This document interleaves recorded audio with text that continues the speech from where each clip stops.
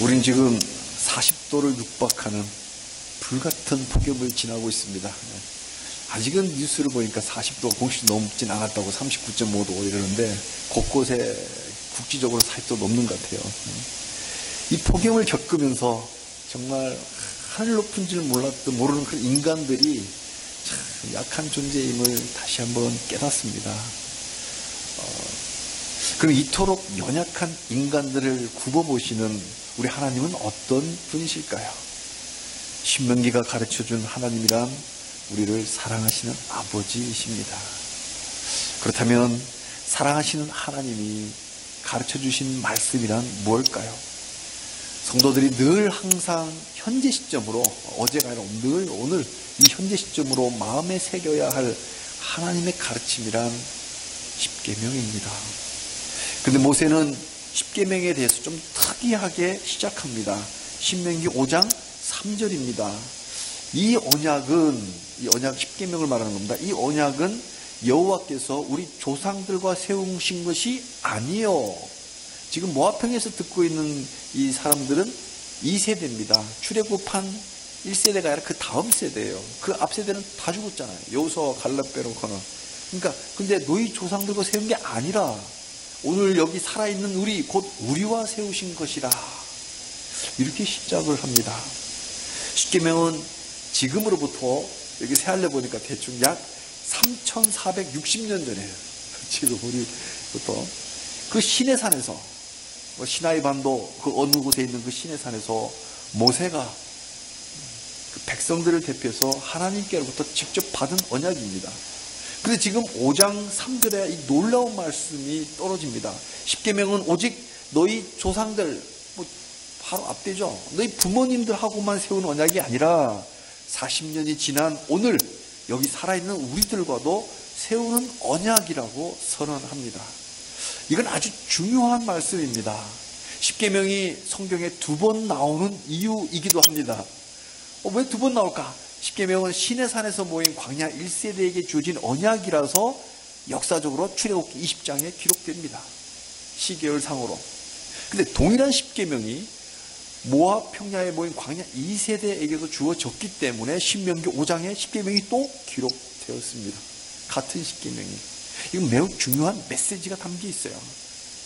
한 번 맺은 십계명의 언약이 다음 세대로 이어가면서 오늘 여기 살아있는 우리들과도 세우는 언약이라면 1000년을 3번이나 지난 21세기 우리들과도 페이스 투 페이스, 하나님의 얼굴을 우리 얼굴과 맞대고 우리와 맺으시는, 우리 오늘 다시 맺으시는 언약이 바로 십계명입니다. 그래서 우리 저기도 십계명 딱 써붙여놨어요. 그러니까 이 십계명이란 박물관에 먼지 쌓이는 유물이 아니라 신석기 시대가 마치 청동기 시대로 넘어가는 그 오래된 고대의 어떤 그 율법들이 아니라 가장 모던한 언약입니다. 가장 현대적인, 가장 오늘적인, 그저 단순히 행동을 이래라 저래라 하는 어떤 그런 규율집이 아니라 사랑하시는 하나님에 대한 우리의 반응이 어떠해야 함을 가르쳐주는 티칭입니다. 하나님은 진리 하나님이시기에 우리는 거짓을 버려야 됩니다. 하나님은 생명 주시는 창조자이기에 우리는 살인하지 않습니다. 하나님은 자비하시기에 우리에게도 긍휼을 품고 살아갑니다. 그러니까 십계명을 들여다보면요, 하나님이 보이죠. 왜? 십계명은 하나님과 우리와 맺은 언약이니까 십계명에 하나님이 있습니다. 또 그 안에 우리도 들어있습니다. 그 하나님께 반응해야 될 우리가 보입니다. 십계명 안에. 그러니까 십계명의 핵심은 이런 거 하지 마, 이런 거 해 라고 하는 어떤 룰이 아니라, 그게 핵심이 아니라 그런 것을 통해서 하나님은 이러신 분이고 또한 그 하나님께 반응해야 될 우리는 이런 존재다. 우리가 누구인가를 보여주는 거예요.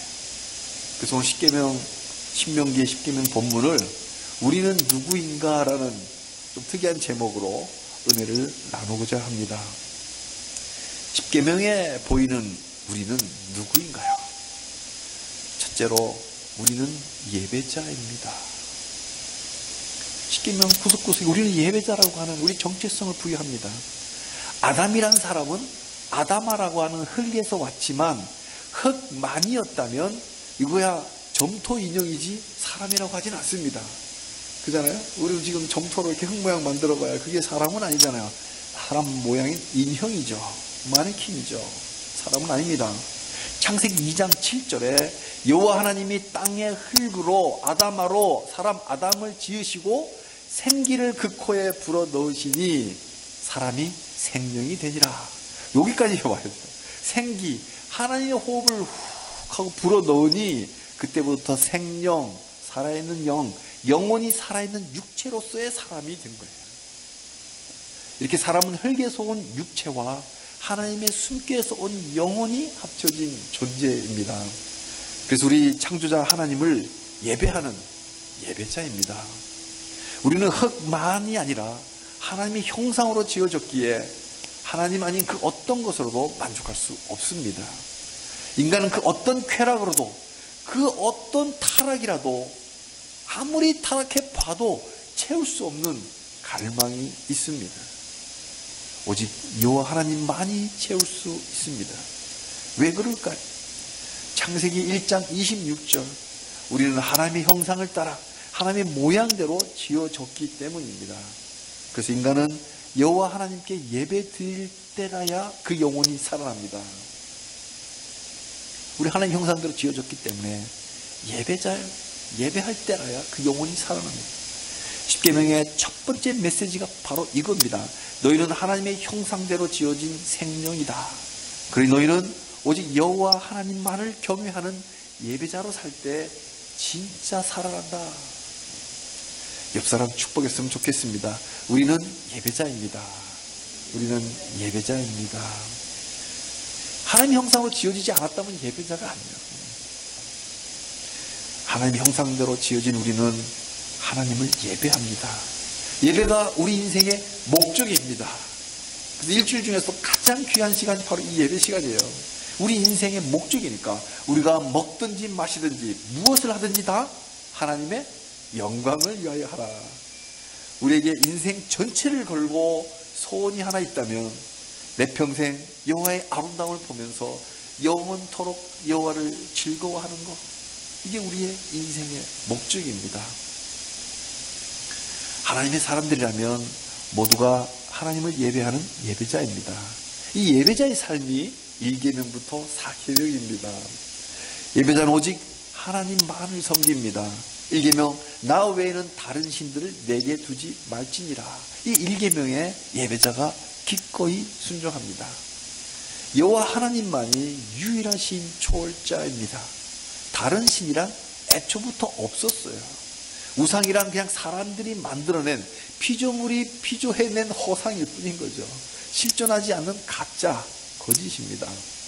1계명에서 나 외에는 이라고 우리말로 번역된 이 원어를 직역하면 내 얼굴 앞에서라는 뜻입니다. 나 외에는이 내 얼굴 앞에서 다른 신을 내게 두지 말라는 거야. 어떻게 하나님의 얼굴 앞에서 우상 숭배를 할 수 있겠습니까? 21세기를 다원주의 시대라고 부르지만은 해 아래 새 것은 없어요. 벌써 3400년 전, 그 당시에도 벌써 다원주의 시대예요. 혼합주의가 만연했던 시대예요. 당시 가나안 사람들은 바알 신을 중심으로 온갖 신들을 다 섬기는 다신교를 숭배했습니다. 그러니까 바알 신도 좋고 아세라 신도 좋고 이것도 좋고 다 좋다. 그때부터 다원주의 시대예요. 지금만 다원주의 시대 아니에요. 괜히 그냥 세련되게 이런저런 용어를 만들어서 그렇지만 우리 성도들은 오직 여호와 하나님 한 분만을 섬기는 예배자입니다. 그래서 용어를 붙이기를 배타적이다라는 용어를 붙이지만 아니에요. 그리고 이렇게 부정적으로 용어를 붙여서 배타적이지 배타적인가 아니라 하나님만이 살아계신 하나님, 여호와 하나님이시다. 또 예배자는 오직 여호와 하나님께만 충성합니다. 충성이 여러 개면 문제가 심각해지는 거예요. 간첩인 거죠. 여기도 충성하고 저기도 충성, 간첩이에요. 예배자는 오직 하나님만 충성합니다. 간첩이 아닙니다. 너는 새긴 우상을 만들지 말고 그것들에게 보세요. 그것들 우상들 그건 그것들이에요. 그것들에게 절하지 말고. 왜? 그것들이 비아냥이 아니에요. 인격이 없는 거잖아요. 사물이잖아요. 그러니까 그것이라고 번역하기 당연하죠. 우상들, 그 사물들에게 절하지 말며 그것들을 섬기지 말라. 이 계명을 기꺼이 순종하면서 하나님께 충성하는 사람이 예배자입니다. 3400년 전 가나안 땅을 더럽혔던 우상 바알은 오늘날 21세기 우상들과 너무나 닮았어요. 지금 우리가 바알이라고 이야기는 하지 않지만 이름만 바뀌어 너무나 똑같습니다. 옷만 갈아입었어요. 당시 바알은 농경사회잖아요. 이 농경사회는 뭐야? 비가 와야 돼요. 비가 없으면 그냥 가물어서 그냥 굶어 죽는 거예요. 그래서 풍년을 가져올 수 있는 그 비를 뿌리는 우상으로 섬겼어요. 땅에 풍년을 가져올 비를 상징해서 그 하늘에서 내려오는 비를 상징해서 한다는 짓이 이 바알 신전을 지어놓고 여자 사제들을 세워놓고 거기서 음란한 행위를 저질릅니다. 그래서 그것이 종교의식이라고 버젓이 행하는 그런 가증스러운 우상입니다. 결국 바알은 당시 사람들이 자기 육체의 번성만을 위하는 이기주의라고 하는 우상일 뿐인 거예요. 모양만 바뀌었지 그 속에 깊이 들어가 있는 것은 이기주의. 나만을 위한다. 내 육체만을 위한다. 우리 인류는 하나님을 잊어버리고 자기만을 위하는 이기주의란 우상에 빠져서 그래서 노아 홍수의 심판을 받은 거예요. 그래서 다 쓸어버리고 딸랑 8명으로 다시 시작했어요. 노아의 세 아들 셈과 함과 야벳, 이 삼형제는 하나님 나라를 건설할 사명을 다시 받은 거예요. 그런데 함의 손자 니므롯이 있어요. 니므롯. 꼭 기억해둬야 할 이름인데 의외로 많이들 잘 안 알려져 있죠. 이 함의 손자 니므롯이 세상에서 첫 번째 용사가 되었어요. 노아 홍수 이후에. 그 용맹으로 하나님 나라가 아닌 자기 나라를 세우고 말았어요. 창세기 10장 10절 외우기도 좋아요. 이거 비극의 역사를 꼭 우리가 외워둬야 돼요. 창세기 10장 10절. 또 하나의 비극의 시작입니다. 홍수로 비극을 맞았으면 됐지. 근데 또다시 시작됩니다.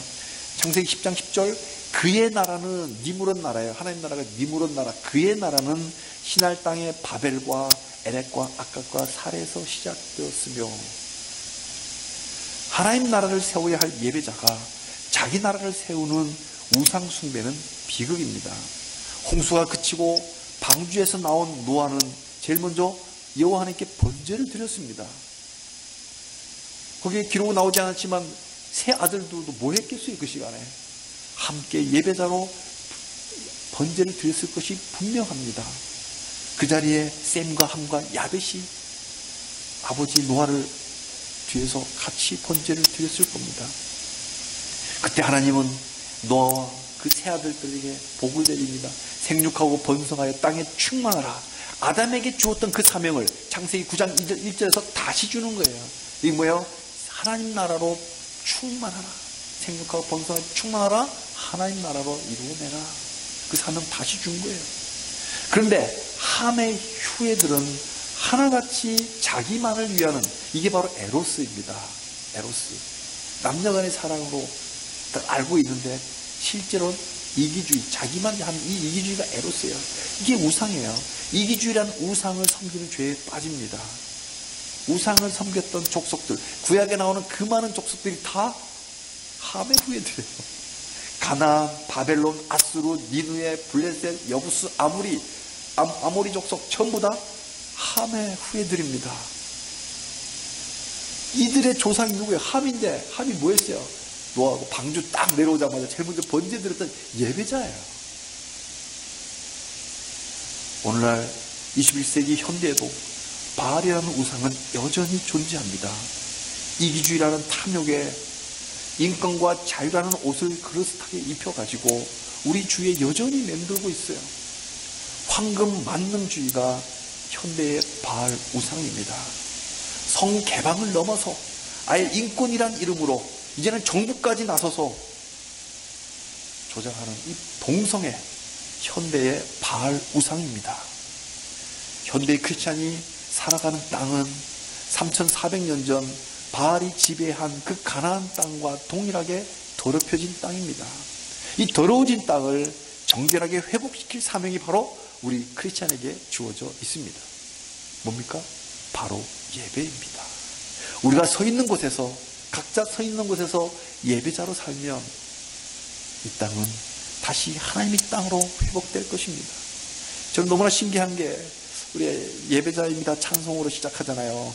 이 찬양이 꼬마들이 되게 좋아하는 인기, 이걸 인기 차트 1위의 찬양입니다. 꼬마들이 주일학교에서 그 희망이 있는 거예요. 우리 주일학교 꼬마들이, 나는 예배자입니다, 너무 좋아하는 찬양을 그 조그만 입에서 부르거든요. 우리가 예배자로 살면 이 땅을 다시 회복할 수 있습니다. 근데 이런 위에 이런 기도 없이는 안 돼요. 아침에 집을 나서기 전 이 우상의 땅으로 들어가잖아요. 그러니까 가나안 땅 들어가듯이 우리 집 나서면 다 우상의 땅이에요. 그 집 나설 때 십계명을 살아낼 힘을 달라고 기도하면서 나서야 됩니다. 무엇보다 우리 교회를 위해서 기도했으면 좋겠습니다. 이 바알이라는 이기주의가 우리 교회로 파고들지 못하도록 기도해야 됩니다. 교회가 하나님 나라를 세우고 있는지, 아니면 니무롯처럼 자기 나라, 교회의 나라, 교회 이름을 세우려고 하는 건 있지 않는지 냉정하게 살펴봐야 됩니다. 우리 교회도 모퉁이돌 교회라는 이름으로 명명했지만 우리는 교회의 이름이 아니라, 브랜드가 아니라 하나님 여호와의 이름이 영광을 받게 하시고 사람의 나라가 아니라 하나님 나라를 세워가는 교회 되기를 주님의 이름으로 축복합니다. 창조주 하나님께 예배자인 우리는, 피조물인 사람들에게는 우리는 누구일까요? 십계명이 가르쳐준 우리의 정체. 두 번째는 우리는 서로에게 선한 이웃입니다. 옆 사람과 한 번 더 인사했으면 좋겠습니다. 당신은 선한 이웃입니다. 자신 있네요. 예. 이웃입니다는 자신인데 선한 이웃이 붙으니까 조금 자신 없어지지 않나요? 그래서 우리 하나님은 우리에게 선한 이웃의 사명을 주셨습니다. 우리 사회는 갈수록 혼자 사는 시대로 변하고 있습니다. 주거 문화까지 바뀌고 있어요. 평수가 자꾸 더 작아지고 이제 혼자 사는 오피스텔이 아주 많아집니다. 혼자 밥 먹는 시대, 혼자 차 마시고 혼자 잠자는 1인 가구가 급증하고 있습니다. 사회라는 공동체가 점점점 각박해져가고 점점 분열되고 혼자만, 개인주의가 극도로 발달되어 가고 있습니다. 그러나 이건 하나님의 작품이 아닙니다. 하나님 우리를 각각 개인적으로 불렀지만 또한 우리라는 공동체로 부르십니다. 공동체 안에 있어야 서로 사랑하는 법을 배울 수 있습니다. 혼자서 무슨 사랑하는 법을 배웁니까? 철학적인 사랑일 뿐이고 현실에 딱 들어가면 다 아무것도 아닌 사랑이 되어버리고 맙니다. 공동체 안에 서로 부둥키면서 그렇게 해서 몸으로 배워야 진짜 사랑을 깨닫게 되는 거죠. 그래서 우리가 광야라고 하는 육체의 훈련을 거칩니다. 사람이 태어나 가장 먼저 만나는 사람이 누구일까요? 인식을 못하겠지만, 기억이 안 나지만 제일 먼저 아기가 만나는 사람은 엄마입니다. 그리고 뒤에 있는 아빠예요. 부모님이죠. 이웃사랑은 부모님 공경으로부터 시작합니다.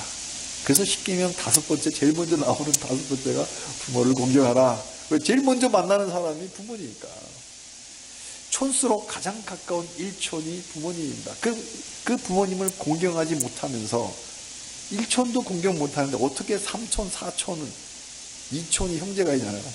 어떻게 사랑할 수 있으며, 어떻게 촌수를 넘어서 이웃집 사람들을 사랑하는 선한 이웃이 될 수 있겠습니까? 예배자의 인간관계는, 하나님과의 관계는 예배자고 인간과의 관계는 선한 이웃인데, 이 선한 이웃의 첫 번째, 네 부모를 공경하라, 이 5계명으로 시작을 합니다. 또 부부간에는 촌수가 없죠. 무촌이라 그래요. 영촌, 그만큼 가깝습니다. 내 살 중에 살이요 뼈 중에 뼈입니다. 하나님이 짝지어 준 것을 사람이 나누지 못하는 한 몸에, 그러니 우리는 배우자에게 신실해야 합니다. 선한 이웃은 간음하지 말라고 하는 이 7계명에 순종합니다. 생명을 창조하신 하나님은 또한 그 생명을 보존하시는데 지대한 관심을 쏟으십니다. 개미 한 마리, 조그마한 미물 한 마리도 하나님이 보존하시는데 엄청난 에너지를 사용하고 계십니다. 참새 한 마리도 그냥 떨어지는 법이 없습니다. 선한 이웃이라면 하나님이 창조한 남의 생명을 함부로 빼앗지 않습니다. 뉴스를 틀면 어릴 때나 지금이나, 아니 지금도 늘 살인사건이 너무나 자주 나와요. 그죠? 얼마 전에도 뭐 제주도니 강원도니 어디니 화성이니 맨날 살인사건이 뉴스가 나옵니다. 카인이 저지른 살인죄는 지금도 여전히 유전되어 내려오고 있어요. 그러나 선한 이웃은 살인죄를 저지르지 않습니다.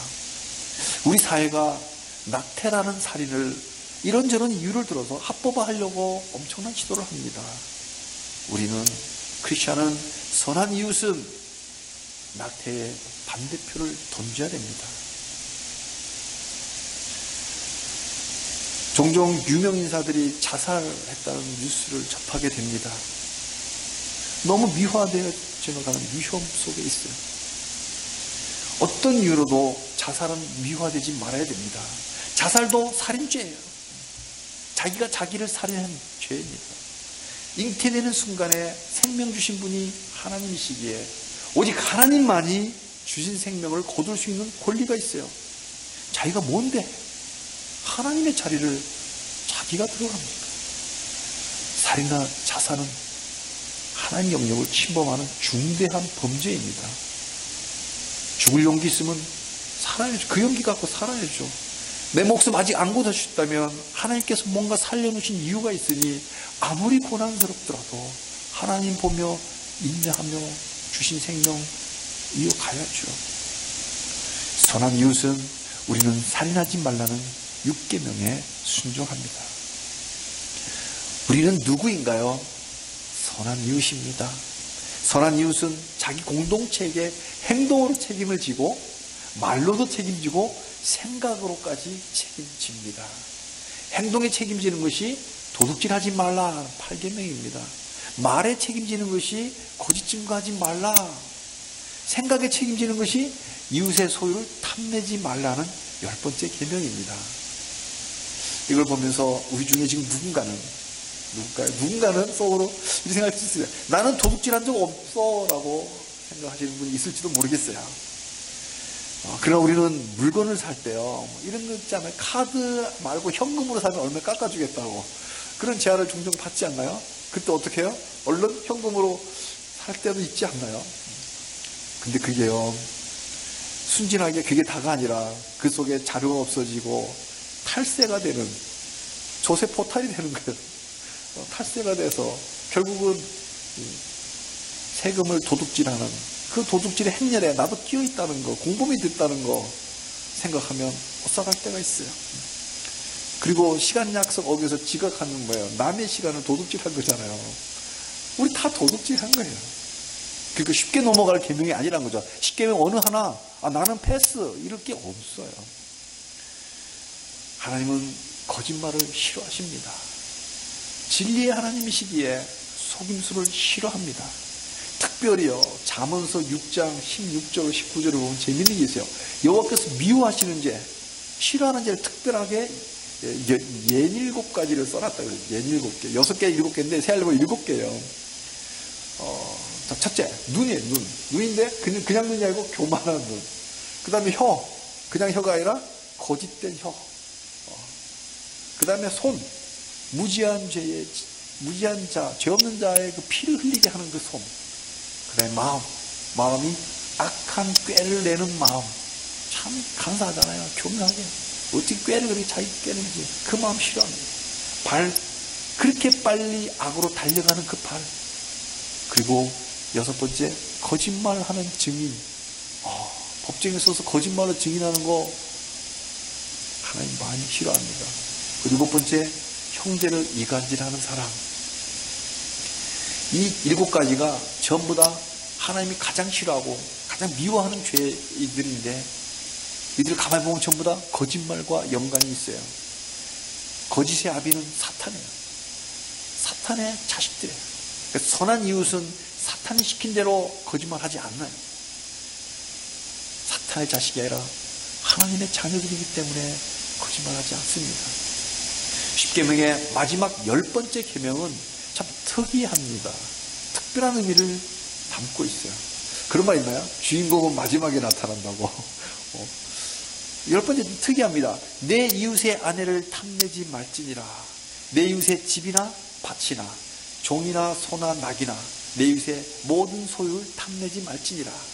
얼핏 보면요, 내 이웃의 아내를 탐내지 말라, 이거는 꼭 7계명에 가늠하지 말라 하는 말과 중복되는 것 같아요. 또 내 이웃의 집이나 밭이나 종이나 뭐 이런 것들 다 탐내지 말라는 게 꼭 8계명에 도둑질하지 말라는 것 비슷해 보입니다. 그렇지만 그런 계명과 달라요. 왜 중복하겠어요? 중복이 아니잖아요. 다른 계명이에요. 뭐냐? 행동이 아니라 7계명과 8계명은 행위를 금지하는 건데 10번째 계명은 그 행위가 아니라 마음으로부터 탐내지 말라는 계명이에요. 생각으로라도 죄짓지 말라는 거예요. 예수님의 말씀과 동일하죠? 마음으로부터 죄짓지 마라. 이게 벌써 10계명에 담겨 있는 거예요. 중심을 보시는 하나님 얼굴 앞에서 우리는 이웃의 소유를 탐내는 마음을 도려내야 합니다. 이게 10계명에 담긴 우리의 정체입니다. 하나님의 모습이자 우리의 모습입니다. 우리는 하나님을 경외하는 예배자입니다. 동시에 우리는 이웃을 사랑하는 선한 이웃입니다. 그런데요, 문제가 하나 있습니다. 참 좋습니다. 너무 행복해요. 너무 아름답습니다. 왜? 내가 예배자이니까 너무 좋습니다. 그리고 내가 이웃인데 선한 이웃이니까 사랑하시는 하나님을 닮아서 내가 이웃과 사랑하라니까 너무나 마음이 행복해져요. 근데 문제가 있어요. 좀 더 진지하게, 좀 더 진솔하게, 좀 더 진정한 사람이라면 이 10계명을 태하기가 쉽지 않습니다. 이 10계명 앞에서 내가 진정 발가벗고 선다면 이 10계명을 지킬 자신이 없어집니다. 지킬 자신이 없어요. 어느 거 하나 만만한 게 없어요. 10계명을 보면 볼수록 내가 죄인임을 더 명백해질 뿐이에요. 내가 예배자이고 선한 이웃이기 이전에 숭악한 죄인인 게 더 드러날 뿐인 거죠. 정말 내 마음속에 탐심을 다 도려낼 수 있을까요? 10번째 계명, 토라의 핵심, 모세오경을 토라라 하죠. 이 토라의 핵심은 10계명에 압축됩니다. 이 10계명 앞에선 우리는 어떻게 해야 이 명령에 순종할 수 있을까요? 두 가지를 생각해 봤습니다. 첫째로, 우기지 맙시다. 우리는 인정합시다. 10계명을 순종할 힘이 없음을 솔직하게 고백합시다. 탐내지도 말라고요? 하나님, 제 안에는 그런 선함이 없습니다. 생각조차 하지 말라고요? 하나님, 저 그렇게 안 돼요. 그런 위인이 아닙니다. 라고 먼저 고백합시다. compassion. 제가 제주도 한번 가니까 어떤 고백교회라고 있더라고요. 고백교회. 이것도 알고 보니까 역사들 내려오는 그런 그 종파더라고요. 이 고백이 신앙에서 굉장히 중요한 첫걸음입니다. 근데 고백이 다는 아니에요. 근데 그 첫 단추는 고백이에요. compassion. 하나님 얼굴 앞에서 내가 죄인임을 고백합시다. 10계명을 묵상하면서 나는 죄인입니다. 긍휼을 베풀어 주옵소서. 나는 연약합니다. 라틴어가 교회를 지배하던 시절이 있었죠. 지금도 카톨릭은 라틴어를 계속 사용하고 있는데 이 라틴어로 키리에라는 라틴어가 있어요. 그래서 성도들은 하나님께 기도할 때 키리에라고 기도를 합니다. 이 고백 기도를 키리에. 지금도 아마 로마 카톨릭 교회는 키리에라고 찬양도 많아요. 그래서 순수하게 좋은 의미로 우리 개혁교회가 받아들인다면 키리에, 비록 이탈리아어지만 그 안에 예배 언어가 되어버렸지만 하나님 키리에 나를 불쌍히 여겨 주옵소서. 이 애통하는 마음이 담긴다면 우리 개신교도 같이 들어왔으면 무방하다 생각이 듭니다. 중요한 건 뭐예요? 나를 불쌍히 여겨 주옵소서. 내가 죄인입니다. 이런 컴패션, 고백. 우리는 긍휼이 필요한 죄인입니다. 자비 없이는 내가 설 수 없는 죄인입니다. 자비를 베풀어 주옵소서. 그 10계명을 대할 때 성령께서 깨닫게 해주는 그 죄들이 막 떠오르잖아요. 그때 그 죄들이, 숨겨진 죄가 올라올 때 하나님께 고백해요. 그래 다 녹여내는 거예요. 다 수술해내는 거예요. 이 죄부터 고백하며 참회해야 하늘길을 시작할 수 있습니다. 그리고요, 고백했다면, 진정으로 하나님께 1대1로 고백했다면 그걸로 끝나면 안 됩니다. 두 번째, 간구합시다. 구해야 됩니다. 기도 외에는 이런 유가 나갈 수 없습니다. 하나님의 힘이 아니고서 내가 십계명 지킬 힘이 없습니다. 하나님의 힘을 주십시오. 내 힘으로 못 지키니까 하나님 힘 주십시오라고 간구해야 돼요. 주의 계명을 따라 주의 아름다움을 살아갈 그 힘을 주십시오라고 기도합시다. 그러면요, 하나님이 강한 손으로 출애굽에서 인도했잖아요. 출애굽기 뭐야? 제일 시작에 내가 너희들을 이집트에서 이끌어낸 강한 손, 그죠? 그 힘을 사탄의 자식이 아니라 하나님의 자녀로 살아갈 힘을 달라고 하기 때문에 분명히 그 힘을 주십니다. 사랑하는 성도님들, 십계명을 우리 마음에 새기기 전에 먼저 십계명 주신 하나님을 우리 마음에 새깁시다. 그러면 하나님이 내 안에서 소원을 갖고 행하게 하십니다. 하나님이 하십니다. 나는 내 하나님 여호와라. 사랑하신 하나님, 전능하신 하나님께 솔직히 고백합시다. 하나님, 저는 십계명에 자신 없는 죄인입니다. 키리에 긍휼히 여겨 주옵소서. 그리고 기도합시다. 하나님, 저에게 십계명에 순종할 힘을 주옵소서. 기도하면 사랑의 힘을 주십니다. 그럼 우리는 예배자로서 하나님을 경외할 힘을 얻습니다. 우리는 선한 이웃으로서 이웃을 사랑할 힘을 얻습니다. 우리 모두 하나님의 힘으로 하나님 닮아가는 이 한 주간이 되시기를 주님의 이름으로 축복합니다. 아멘.